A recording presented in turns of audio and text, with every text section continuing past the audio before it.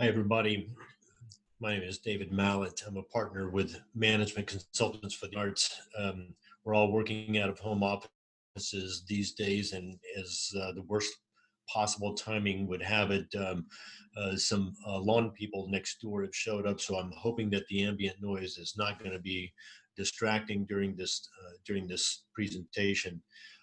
We're grateful that you've joined us today for this webinar on managing through a crisis. A few logistical things before we get started. The presentation is going to be just under a half hour. Afterwards, we're going to take questions until 3 o'clock Eastern time, so about another half hour. At any point in the presentation, just go to the chat function on the Zoom control panel, and you can type in your question. My colleagues will be scanning those, and as soon as we get to that portion of our hour together, they'll be pulling those up. We've got about 300 people signed up for this. A couple of hundred of you are already on, it looks like. And so I'm sure we won't get to all of the questions, but we'll take as many as we can. Some of you have also asked, is this being recorded? Yes, it is. And it will also be posted on our website at mcaonline.com after this session. This is obviously a moment in time, a moment that none of us would have chosen. This crisis is going to have a deep impact on the field, and we all know that. We suspect that the performing and visual arts world is going to look different, perhaps significantly different, 6 or 12 or even 18 months from now. We don't know what those differences are going to be. Nobody can know that. We can only speculate. But in the next few minutes, we want to talk about our thoughts on areas that you can be addressing during this time of real challenge. At MCA, most of us have been in leadership roles like you are, leading arts organizations, and we've been through these types of difficult times and circumstances. 9/11, the deep recession of 08/09, natural disasters, and then the everyday run-of-the-mill kinds of crises that come to every organization, financial and personnel and otherwise. So we come at this both with our own experience and a deep amount of our experience with our clients. So we hope that we're coming at this with also a great deal of empathy as well as understanding. We also want to say at the outset that many of you, maybe most of you, are already doing some, perhaps all of these things that we're going to talk about. So it's not our desire to sound pedantic. There's a lot of strong brain power at work in the field right now. But hopefully this presentation will at least give you an idea or two that you haven't thought of. As a former ballet dancer turned Chicago mayor once famously said, you never want to let a serious crisis go to waste. So with that, our first admonition, take action now. The longer you wait to take action, the more that problems will grow. And like the pandemic itself, those problems are going to grow exponentially. So you want to be decisive, move with alacrity. As far as shutting down performances and exhibitions, for most of you, that decision's already been taken out of your hands as government leaders have implemented business shutdowns. But there are other strategies and tactics to employ and decisions to make, and you need to assess and do those quickly. You're never going to have all of the information that you want. You have to make those decisions based on the best information that you have at the time. But out of every crisis, there seems to be an idea, space, an opportunity for crazy ideas to work. Innovation very often comes out of these times of difficulties. For those of you who know our work at MCA, you know that we frame every project around our client's mission and values. It can be really easy to scuttle those in a time of difficulty like this. But we implore you to hold fast to your mission and your core values. Make those decisions that you have to make with integrity. Keep mission in front of mind. It's the why you do what you do. And let that be your right hand guide rail. The other guide rail is your core values. Those are the non negotiable beliefs in your organization. Those are the beliefs that your organization will embrace, even if the outside world punishes you for adhering to them. Those core values run parallel with your mission. And if there are solutions to be found, those solutions must run on those two guide rails. So within the context of mission and values, communications are critical. We're already hearing from clients that their external communications tools are good. Our clients, you know how to message, you know how to brand, you know how to market, but the internal communications structures have really been stressed and challenged, even more so now with most staff working from home. So it's important to establish not only the mechanisms, but also the internal and external communication plans. For primarily, this is to our performing arts colleagues, but also in some regard to visual arts. You want to make sure that your communications plans include your union leadership partners, Actors Equity, AGMA, SDC, IATSE, USA, AFM. Apologize if I've forgotten another union. And I mean, there's great leadership in these organizations, and you want to make them part of your ongoing communications. Consistent messaging is important, but keep your messages clear, concise, and authentic to who you are. For each set of stakeholders, you also have to decide what's the right portal or portals of communication. Is it phone, email, text, social media, video conferencing, and make sure that it's clear as you establish those protocols that everybody in your organization knows what those protocols are. Those protocols also need to include who the spokesperson is and assign clearly who that spokesperson will be with each of those sets of stakeholders so that you're not sending out multiple mixed messages. Governance. If a crisis will show the weaknesses in an organization, weak governance will always come to light. But the flip side of this is that if you've got a strong and committed board, this will also come to light and very quickly. As your organization's leader, you want to engage your trustees in brainstorming and in solutions and do it quickly.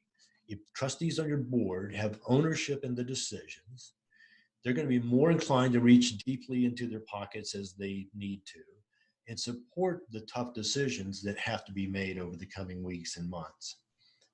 Hopefully, you've got a strong board chair in place. This individual will necessarily, and you hope, be a steady hand in guiding the full board, be a strong voice with you so that your trustees will be aligned around the direction that your organization is moving in and the decisions that you're making. We'd recommend that you form a crisis task force, 3, maybe 4 key trustees to work with the professional leadership in the organization through your solutions, your brainstorming, making the tough decisions, and anything else that may arise during this time. Set up a regular schedule, certainly weekly at minimum for the foreseeable future, when you can confer to make decisions and report on progress. The board may want to or need to empower this small task force with some authority, not all, but some authority that would normally go perhaps to the executive committee or even to the full board, so that that crisis task force can act quickly and decisively with changing information in a changing landscape. This is particularly important if you've got a large executive committee or large board that normally would be making ongoing key decisions. And certainly for you personally, leadership can feel really isolated at this particular time now, and even more so now that we're socially isolating as well. Having this task force in place can bolster your courage, your strength, your morale as you move through, and you can encourage the others in your organization. You can buoy each other as you go through this. Be transparent. Tell the board everything they will want to know, and they deserve to know what the issues are that are being addressed, the decisions that have to be made, and they're only going to be able to help to the extent that they are, in fact, in the know. Liquidity. Let me say it 3 times. Liquidity, liquidity, liquidity. Cash is king in a crisis. First of all, you want to assign someone to follow local, state, regional, national government programs that might be providing income or loans or other assistance. We all know about the big stimulus package that's passed the Senate, now working its way through the House. Certainly that, but there will be other programs locally and statewide in your situations. Also look at other philanthropic programs that may arise, that are arising, to help fund operational needs. We're already seeing efforts in this arena in some larger cities, New York, DC, some national, but whether it's public or private assistance, you want to make sure that someone in your organization digs in, understands the details, the deadlines, the processes, and can set up the appropriate steps to begin taking advantage of those programs and communicate that to the leadership. If you're a small organization, that someone may be you, but if you or larger, mid-sized, larger organization, make sure that that's on someone's portfolio of responsibilities. Lines of credit are critical. Now's the time to discuss options with your lenders on either increasing or renewing or perhaps restructuring your lines of credit.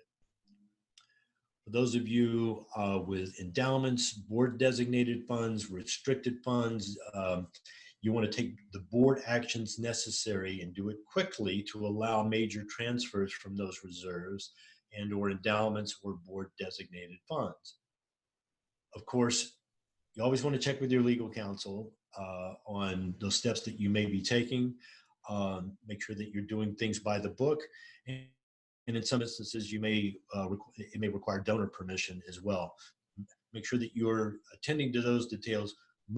Those tend to take a bit longer sometimes because of the multiple steps required, so get those things in motion.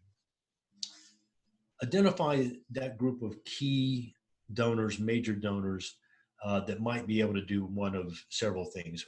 First, an additional bridge the gap gift, a one-time gift made now when it can be most impactful to you and give you stability through a time of rapidly changing circumstances.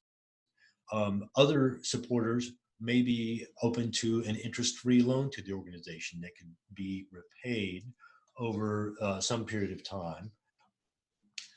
We've also seen that some donors would be open to a backstop gift. This is a commitment to give a gift in 30 or 45 or 60 or 90 days if you need it. You'll commit to keeping that donor apprised probably every 2 weeks in terms of your progress as part of your communications plan. And then that donor would agree to write that additional check if in fact you need it as you get to that point. We've seen this type of commitment significantly increase a donor's total gifts, knowing that they may not need to write that second check, or at least not write that second check in full. Cut now. Making expense cuts in your organization is undeniably painful, but minimizing expenses not only will help your cash flow, but it's also going to build credibility with your board and your donors and your community by showing that your organization is doing all that it possibly can to manage through this time. Any non-essential expenses, and these are going to vary from company to company. I mean, it might be putting off purchasing equipment. It might be capital expenditures or some type of renovations that you had planned. Travel, conference expenses certainly might be on the table for some. We've already seen that Opera America has made the hard decision of canceling its annual meeting, and other service organizations in the visual and performing arts world may certainly follow suit. So those decisions will be made for you. Nonetheless, you really want to go line by line by line all the way through your budget to cut every single non-essential expense that you can. Additionally, postponing anything that you possibly can. Again, cash is king, so you want to keep your cash flow as robust as possible. Postpone signing contracts for future projects or exhibitions. Reconsidering those planned projects that are on the horizons that will increase your cash outlay now will really impact your ability to function. So if you can fill those gaps, wait until you can reconsider as we get to whatever our new normal is going to be. And probably the most difficult ones, of course, are salary and staffing reductions. In labor-intensive industries like the arts, it's hard to make a substantive impact by cutting expenses without touching salaries. As you think about staffing, of course, this is a time of incredible stress for all of us, and the hope is that you'll deal with this in a way that's dignified and with respect, while acknowledging the fact that probably everyone will need to take part in some form of reduction. When you look at salary reductions, of course, you want to look at a higher percentage cut at the top of your salary range and as lower at the bottom end of the range. Furloughs or well-established tool. These became a mainstay back during the 08-09 recession for a number of years in many organizations. The benefit to employees, if you can possibly describe anything as a benefit when discussing these types of actions, is that they get some time off, albeit without compensation. Combining salary reductions and furloughs is tough, but in some cases you may find that it's necessary. And in fact, in some cases it can be less onerous depending on how it's executed. So a blend may be the way to go.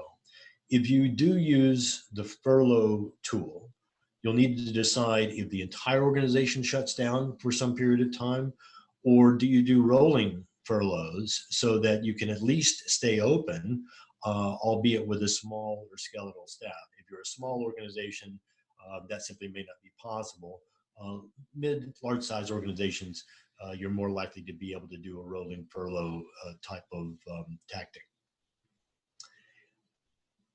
If you are furloughing or eliminating staff, do everything you can to communicate unemployment processes and benefits to them. Ditto in communicating programs that may be helpful, whether it's from a national basis or local assistance programs, again, so that you can be as helpful in what will undoubtedly be an incredibly stressful time in their lives. If staff reductions are on the table, and many of you are finding already or will find that, yes, staff reductions must occur, you're going to be faced with incredibly painful choices. And we can't offer any help on the painfulness to you or to them in making those choices, other than encouraging you to be as humane and compassionate and empathic as you possibly can. As you make those challenging decisions on who goes and who stays, this framing perspective may help. Think about the team of people that you want when you come out of this crisis. We call this the Mars group. If you were going to rebuild your organization on Mars, who do you want to take with you? Those are the people you want to try and keep. For large size organizations, you may be able to phase your decisions on cuts over a period of time, depending on how your cash flow rolls and as new information comes about, which it will continue to do over the coming weeks. Finally, not related to staffing and salaries, but just an important note on contracts. We're not lawyers, but so we will make the caveat, work with your legal counsel on this, but make sure that you are addressing the force majeure clauses in all of your contracts and agreements. You may need to revise existing language that covers a known event. Pandora, the the coronavirus now is well established, and so you want to make sure that whatever your agreements are, that they are addressing this, so that the organization's financial liabilities are lessened in a force majeure type of situation. Again, check with your legal counsel on that. Earned revenue. At MCA, we certainly don't purport to be the industry experts on building strategies around audience and patron management. Our colleagues at TRG Arts, for instance, are deeply knowledgeable in that area, much more knowledgeable than we are. And by the way, they're conducting weekly seminars, webinars like this that you may want to check out as well. Nonetheless, we felt like we needed to address this in a slide or two because these are going to be critical. This is a critical area for you. Although in the immediate future, contributed revenue is the most likely to float you through this difficult time. Coming out of this crisis, you're going to necessarily need to be focused on earned revenue. For subscribers and members, you're going to adjust your marketing strategies to emphasize that now is the time for them to secure their place with you going into next season and next year. Anecdotally and interestingly, we are hearing from some organizations that they're having good luck with subscription and membership renewals as communities anticipate and hope that they will be getting back to normal in the fall. We'll see how that, continue to see how that goes over the coming weeks and months. Single ticket purchasers, at this point, anything we can say is likely redundant, but I'll be redundant. You certainly want to seek convert tickets for canceled shows and exhibitions for either a contribution or a credit or a voucher for some future show or exhibition. Wherever you can, avoid refunds if your patrons allow you to do that. Finally, it's not too early to start establishing your reentry plan. As you're fighting fires on all fronts, this may seem preliminary, but as you can, take the brain space with not only you, but with your team to envision how you're going to be coming out of this difficult period. Envision what's going to be different. We can't predict what the specifics are going to be, but you will be doing business differently, and you have the opportunity to do business differently as you come out of that. So maybe it's going to be the way that your seasons or exhibitions are scheduled. Maybe it's the way that you offer those productions or exhibitions, the way that you produce your shows or conceive your shows and exhibitions. It may be some substantive changes, the structure of your business model, different types of collaborations and partnerships. Give yourself and your team the chance to be excited about new ways of working and operating and thinking and producing and executing your programs and services. Again, we've seen over and over that really creative innovations can come out of these times. And the more space that you can allow for that, the more likely it is to happen. Perhaps begin planning a fundraising event as you come out of this. For those that have supported you or want to continue to support you, or if not a fundraiser, some type of a visibility event, simply to give your patrons an opportunity to regather and look toward the future. You want to be thinking about ways that you can thank those who have stuck it out with you, your audience, your donors, your board, and certainly your staff. And finally, if you own or control your own venue or facility, offer it to others in your community. Keep your community close. Let your organization and your facility, your venue, be a hub that will heal and bond the broader community, because you'll be able to do that. So quick recap here. Take action now. With courage, move forward. Stay true to your mission and values. Involve your board, your trustees in your difficult decisions and brainstorming. Liquidity, do everything possible to enhance your cash flow. Cut now where you can, and alternatively postpone where you can.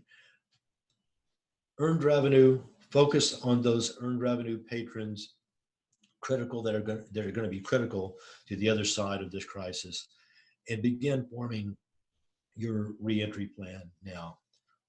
I'm gonna grab quick water. As I mentioned, the session's recorded. I want to thank our team at MCA who have all participated in looking at this presentation.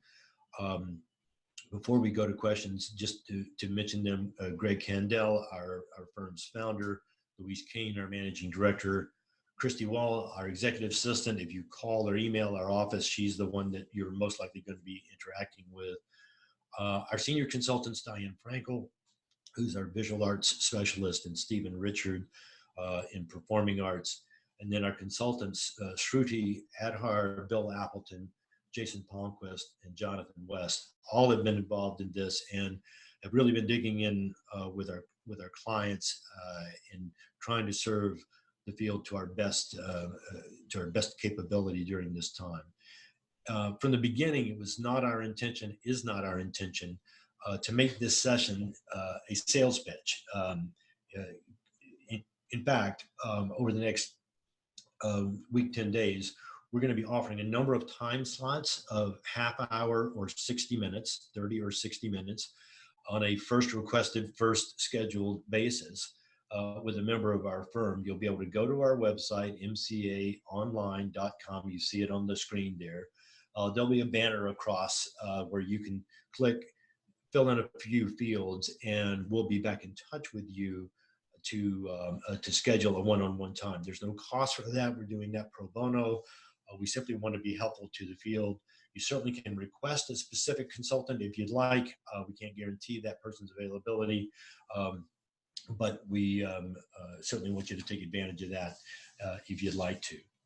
And so with that, we want to pivot to questions here, and I'm going to go. And by the way, Jonathan, for those of you on the webinar, I've got multiple screens here, so I've got to look over here for a moment. If you want to unmute Stephen on this one, I think he would be well served in answering this. Wouldn't emptying our reserves be a mistake right now with the stock market being in its current situation? And is Stephen online yet? I am. Can you hear me? Yeah, we can. We can. I think the answer is yes, unless the alternative is worse. It really boils down to a best case, worst case scenario. So it's really that simple. If you have to have it, access to those funds in order to survive, then you have to do what you have to do.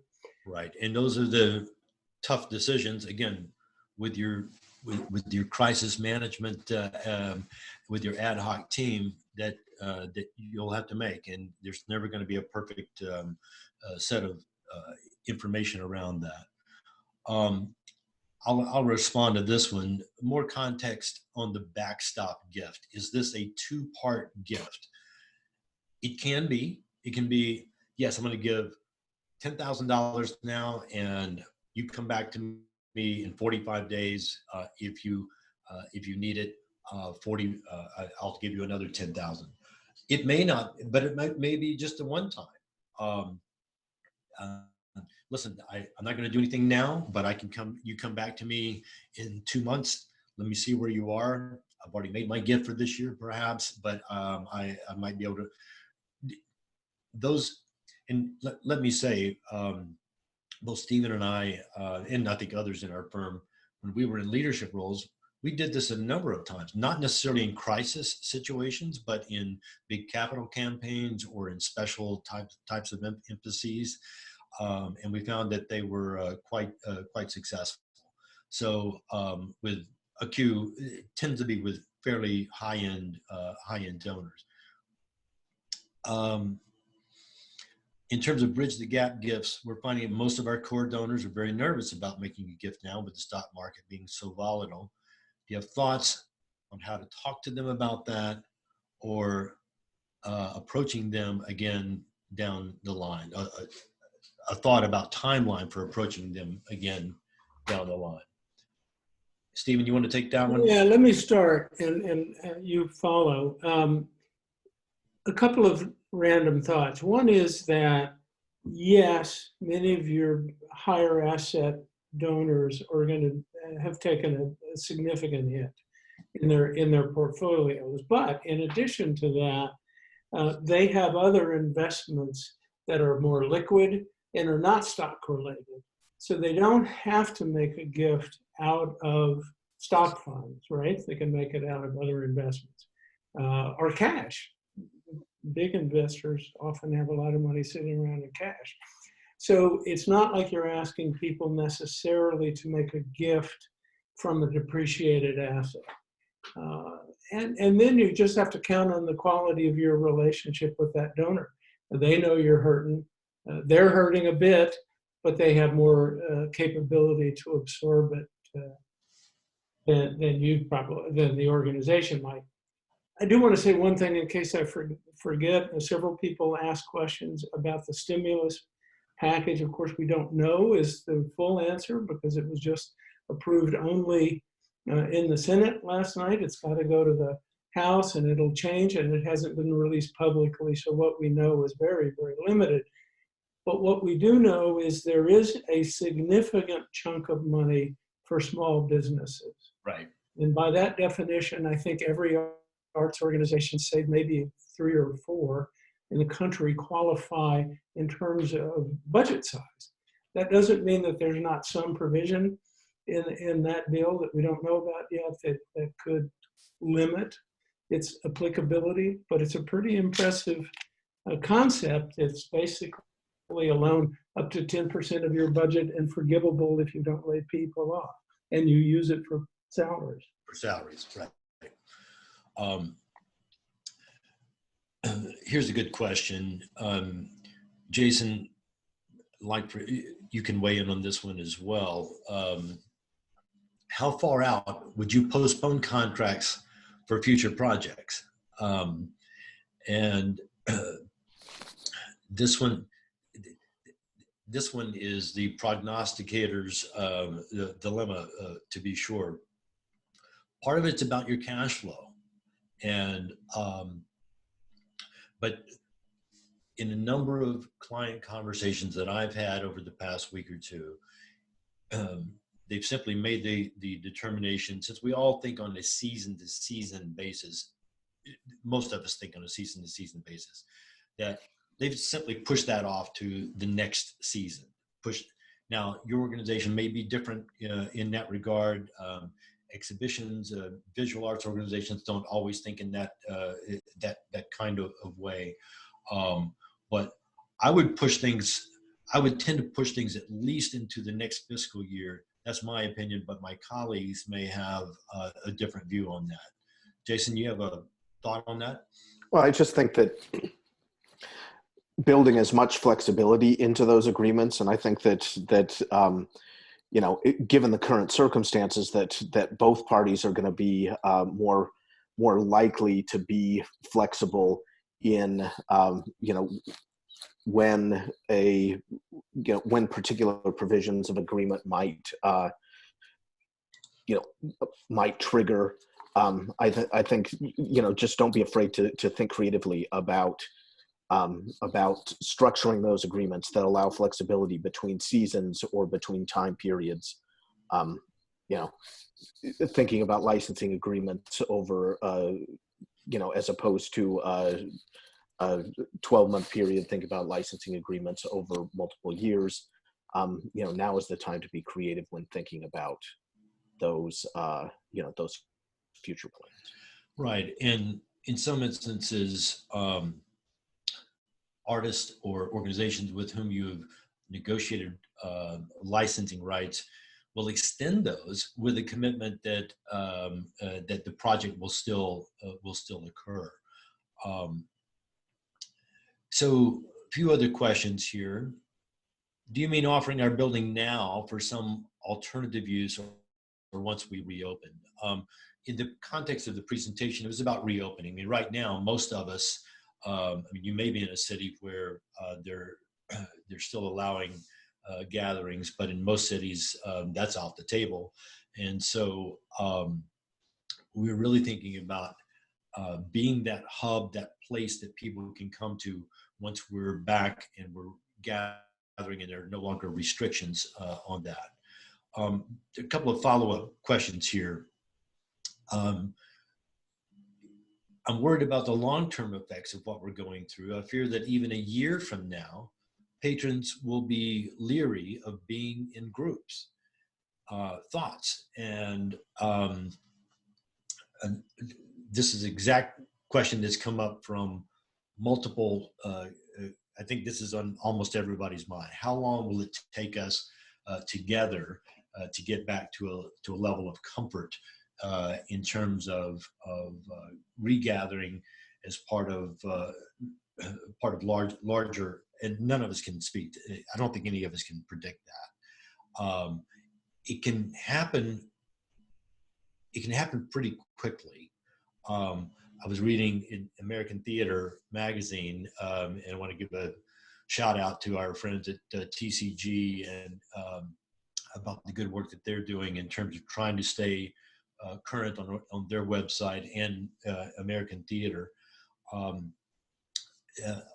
the 1918 Spanish flu pandemic. And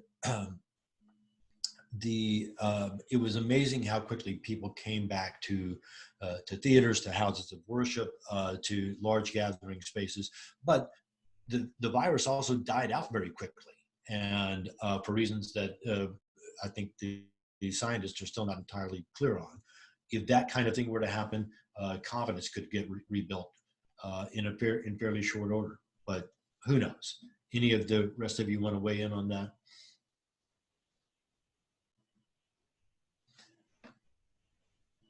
I'll take that as a no. Well, let me jump in quick, David. This is Stephen. And it's not an apt comparison, but those of us who were working in New York or Washington, D.C. during 9/11, of course, asked that question. When are people going to feel comfortable coming back?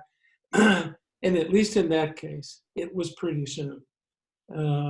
Not to say it didn't have long-term impact, it certainly did, but audiences by and large returned quite quickly. And here's one for all of us. Stephen and Jason, see what you're hearing on this. Are you finding most organizations are starting to consider canceling through 2020, or are fall reopenings still the target timeline? Most of the folks that I'm talking to are running 2, possibly 3 scenarios. One is, can we be back up and running, say for a September or an October timeframe? And then what's their drop dead in terms of making that happen? And so there's a built-in threshold. If they can't commit to that at that threshold, then they're going to cancel. So then the next scenario would be, what does that mean that we can open? And these are performing arts clients that I'm speaking of right now. Could we at least open this year with our holiday show and capture that nice bucket of revenue potentially? And what's our deadline for making that happen? And then the third scenario that some organizations are already writing is that, what if we're shut down for some unknown period of time? At what point do we need to go on hiatus completely, or with only? I mean, this is a worst case scenario kind of planning. So right now, I think we're still in that gray zone with a lot of organizations, but most that I've talked to right now are still, it's at least still under consideration.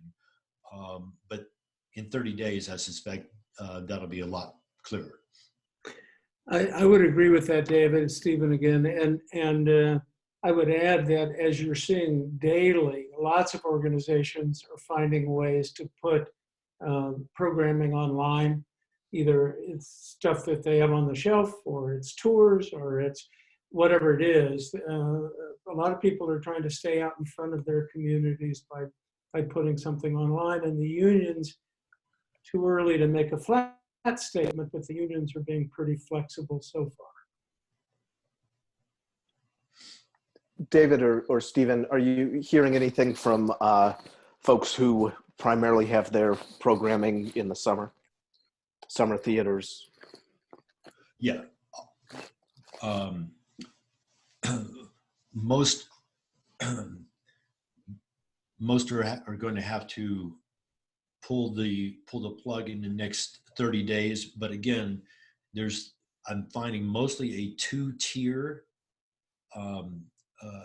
planning. Is it at some point, would we be able to get back up and open by June 1, or would it be, say, the week after July 4th? That kind of planning where we still might be able to capture some of our summer programming, but that the deadline train on that is chugging pretty quickly. I've just gone through with a summer festival client, a difficult but really smart session just this week, and they tentatively but almost certainly are going to cancel their programming, because they concluded that while the absence, the ability to avoid the cost, the expenses of doing the summer season weighed against the loss of income is a big problem. But a much bigger problem would be spending all that money and getting a 50% or 25% audience size. It'd be a bigger financial problem and a bigger audience development problem. So they are inclined to go we'll do some video presentations and communicate with people and just raise money over the next 12 months. Yeah, I suspect for any of the summer festival or summer specific producers, within the next week or two, they're going to have to make those decisions. This can be to any of us. Thoughts on furloughs versus across the board pay cuts? Hard to answer that. A little hard for me to answer that in the abstract without knowledge of the larger organizational size. Part of it's pencil and paper calculus. I mean, where are you saving about the same amount of money either way? And then what's the least damage to the organization and the morale, as well as the productivity of the organization? So I don't know that we could give a binary answer to one's better or worse than the other. David, the only thing that I would add there is, you can think broadly about your employee base, and perhaps it's, an across the board, percentage cut to senior staff, and then other employees, you're looking at a furlough situation, I think that you can think about your employee population as it relates to what is what's the best strategy moving forward. But I think that having those conversations now is ultimately what's important. Do you have recommendations for theaters that are not forced to shut down by the government, but need to significantly curtail programming because of changes to their financial picture, volatile market, lower earned income, lower contributed income? I'll be interested to see what others have to say on this. I think this is a moment in time when you can really use the opportunity of through this such anxiety to rethink your operations. And if I'm reading the question correctly, it sounds like it may be time in your organization to really take us to, even if this were not occurring, it may be time in your organization to take a couple of steps back, recalculate where you are, how you're doing business, and so forth. So this is an opportunity that you can do that, make some tough decisions within this big field-wide transition that's going to be going on. But others, Jason, Jonathan, Stephen, other thoughts on that particular? David, this is Jonathan. The only thing that I would add to that is that everyone now has a new strategic plan. If you're in the midst of a strategic plan, if you're in the midst of a strategic planning process, you really need to think from square one at this point. You may be able to take elements of what you've been talking about if you're in the midst of a planning process, but this is an opportunity to really look at the environment around you and respond to that in hopeful, positive ways that will certainly make your organization look different. But this is an opportunity where some great things can be revealed as well. No doubt that there's painful things, but again, I mean, going back to that original thought that out of moments like this, there is the opportunity to be innovative. I think that's really something that people need to be thinking about at this point. And just to underscore that point, I agree 100%. And a crisis gives you permission to make changes in a way that standard operating performance does less so. And a crisis also gives you the gift of urgency in your fundraising. So there are ways to, if you will, exploit the crisis to make constructive change, as David and Jonathan are saying. Someone's asked, would you be doing major fundraising during this period of time? Outside of a bit more context on that question, I mean, I suspect you are going to be doing major fundraising during this time, but as Jonathan said, your strategy right now is to stay robust through this, as robust as you can through this transition period. So I certainly would not be taking on any new initiatives at this point unless you've got a really extraordinary circumstance, and that could certainly exist. Or even, as we suggested earlier, consider putting off those other kinds of major initiatives while you're getting through this period of time. But Stephen, you've been through more major capital campaigns than the rest of us. Why don't you speak to that? I sure as hell wouldn't start a major capital campaign right now. I think there's too many urgent, immediate needs, and the environment's not conducive. But if the board has signed on to one, I mean, these are going to be the hardest conversations. If people started, or are they in the quiet phase or whatever, it's really hard to ice a campaign on the one hand. On the other hand, it's really hard to go forward at a time when, as we talked about minutes ago, when people's portfolios are down 30% or whatever, they're just not going to make as big a gift.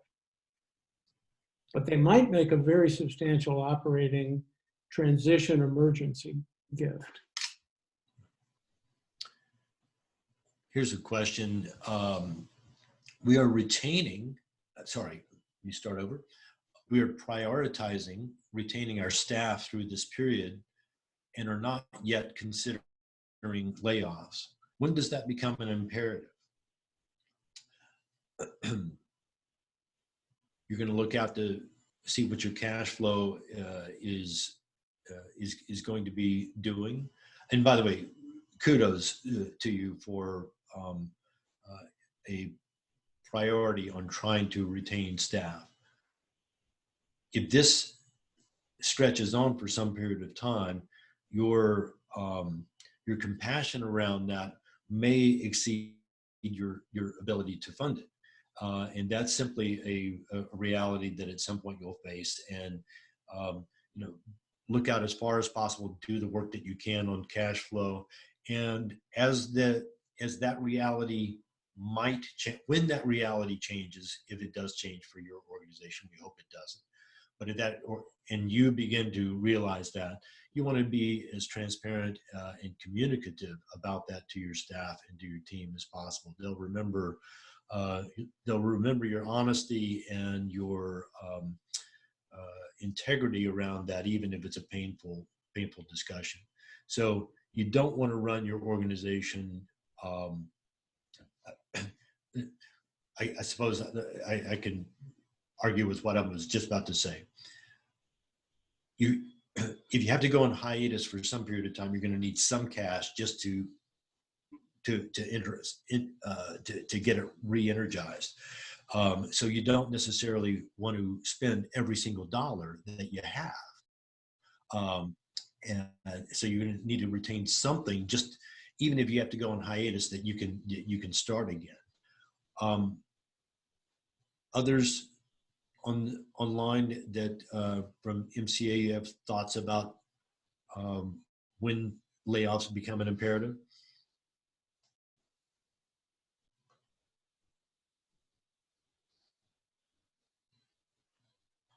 Obviously, you'd a lot rather give people notice rather than come in on a Friday and say you're laid off. That's awfully tough as well.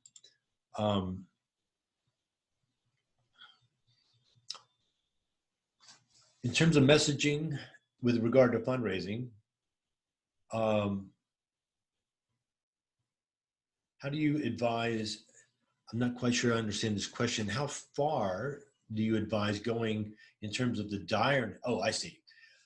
In terms of messaging regarding fundraising, how far do you advise going in terms of the direness of the current situation? Stephen, I'm going to toss that one to you. Well, it's case by case, so it's hard to make a general comment. My inclination is sort of back to don't let a good crisis go wasted, is you go all the way. You tell them the truth. That's always the best advice. And if your situation is dire, you share it. You do have to simultaneously present the explanation for how you can solve the problem. Because as much as all funders I know want to help your organization, that's why they do what they do, they don't want to help your organization if it's almost certainly going to go under. So you need to be able to make the case of how their support and other people's support and other actions you're taking are going to save the day. And hopefully that's a completely true statement, and you can make that case. But I would share this is the opportunity, I think, to share all your dirty laundry as transparently as necessary. Our annual fund is critical to our operations. Do you have suggestions about strategy relating to those smaller gifts?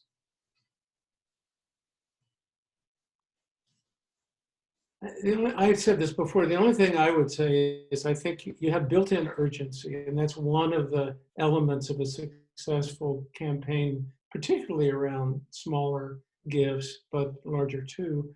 So use that. This is the most critical time.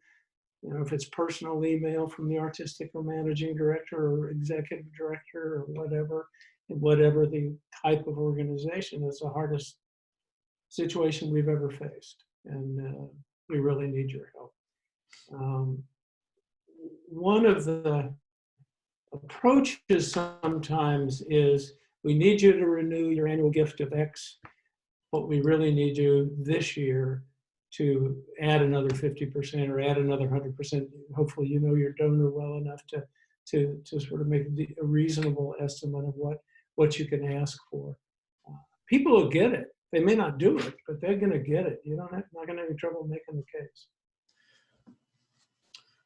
All right. There are a few other questions that are here. Some of these are fairly organizationally specific, and so we'd encourage you to sign up for a time on the fields. When you sign up, we're going to ask, what do you want to talk about?